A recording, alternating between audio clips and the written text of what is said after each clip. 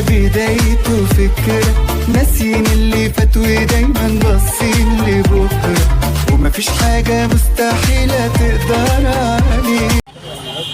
من مركز الشبان المستثمرين العالمي شارع رمسيس، والملتقى الشعر اليوم السبت مع الشاعرة الصغيرة بتقول حسب مفهوم. انت منين يا بتقول؟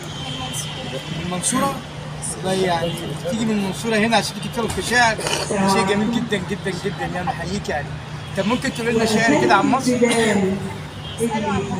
علي صوتك بقى كده وقولي. اسألوا عن مصر وجمالها، عن نيلها وشعبها وأملها. اسألوا عن حضن شايل شيوخها وشبابها وعيالها.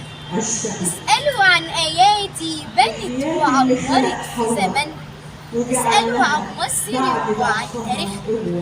اسألوا عن الدنيا، حب بياخدك في حتة تانية. اسألوا عن الدنيا، حب اسمها جاي في ثانية. مصر حبيبتي الدنيا، من وين العالم حاجة تانية. بلدي مطبقة في جوها، اللي العشرة في أهلها، اللي الأمان في حضنها. بلدي الغالية الدنيا، حتة مني وأنا منها. بلدي الغالية الدنيا، حتة مني وأنا منها. كل اللي عاش في بلدي عاش وهو سعيد. لو فكر يوم يسيبك يا بلدي يبقى غريب وحيد. ده انت بلدي مصر الغالية، بحبك وانا حتى بعيد. اسألوا عن مصر، عن كل حاجة حلوة فيها. الله يحميها بلدي طول الستر يغطيها. يا رب بارك في بلدي ومن الأعادي فيها.